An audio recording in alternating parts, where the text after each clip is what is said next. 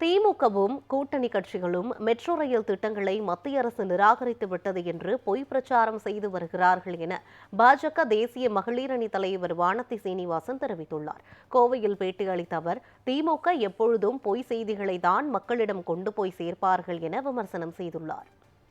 ஒரு metro rail ஒரு நகரத்திற்கு வர வேண்டும் என்றால் 2017 பாலிசியின்படி சில வரையறைகள் உண்டு. இப்போ உதாரணத்துக்கு கல்லூரியில் மனு போடுறோம் அப்படின்னா +2ல் பாஸ் பண்ண சர்டிஃபிகேட்டை வைக்கணும். இதெல்லாம் அடிப்படையில் இருக்கக்கூடிய விஷயம். இல்லை ஒரு குறிப்பிட்ட கோர்ஸுக்கு அப்ளை பண்ணணும்னா 60% இருக்கணும் அப்படிங்கிற ஒரு வரையறை இருக்கு. அப்படின்னா அந்த 60% மார்க் வாங்கினவங்க அதுக்கு மேலே இருக்கிறவங்க தான் அப்ளை பண்ண முடியும். நான் 55% தான் வாங்கியிருக்கேன், ஆனால் அந்த காலேஜில் எனக்கு சீட்டு கொடுக்கணும்னு நான் அப்ளிகேஷன் போடுவேன்.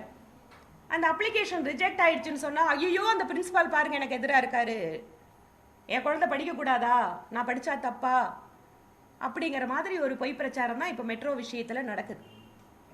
2017 மெட்ரோ பாலிசி மிக தெளிவாக எத்தனை பாப்புலேஷன் இருக்கணும் அப்படிங்கிறத குறிப்பிட்டிருக்காங்க. அந்த டிபிஆர் ரெடி பண்ணும் போதே அப்ளிகேஷனில் மைண்டோட அப்ளிகேஷன் இல்லாமல் நான் அப்ளிகேஷன் ஆஃப் மைண்டில் டிபிஆரை கொடுத்துருக்காங்க தமிழ்நாடு கவர்மெண்ட். 20 லட்சம் உங்களோட பாப்புலேஷன் அப்படின்னு சொன்னால் 2011 சென்சஸ் படி நாங்கள் எடுத்து போட்டிருக்கோம்னா நீங்கள் அதுக்கான ஏரியா எத்தனை இருக்கணும், அந்த ஏரியாவில் இந்த மெட்ரோ ரயில் பயன்பாட்டு எவ்வளவு இருக்கணும் அப்படிங்கிற தெளிவான விளக்கத்தை கொடுத்திருக்க வேண்டும்.